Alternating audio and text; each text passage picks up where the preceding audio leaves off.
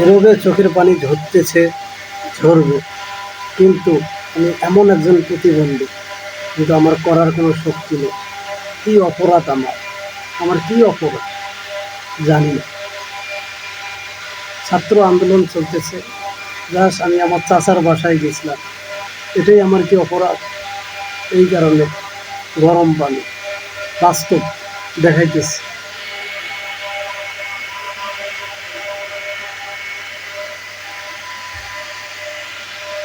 এটা তো হওয়ার কথা না, এটা হলো কেন? আরও দেখাইতেছে এই আঙ্গুল, এরকম হলো কেন? জানি না কি অপরাধ।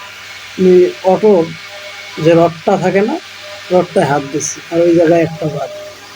ভাই, নীরবে সব কিছু সহ্য করতেছি, আপনারাও সহ্য করবেন কিনা তা আমি জানি। তবে একটাই কথা বলতেছে, আমরা শান্তি চাই, শান্তি চাই, শান্তি চাই। এই শান্তি পাবো কিনা তাও জানি, তবে একটাই, এই বুক ভরা আশা নিয়ে আসি। আমরা তো এমনটা চাই না, এমনটা হইতেছে কেন? আর সত্য কথা বললে কি অপরাধ? সত্য কথা কি বলা যাবে না?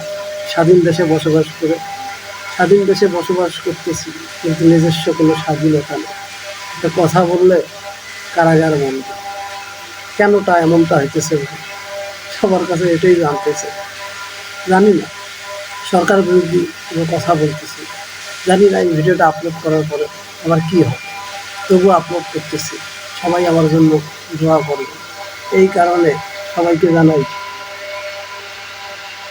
ছেলে ভালো থাকবে।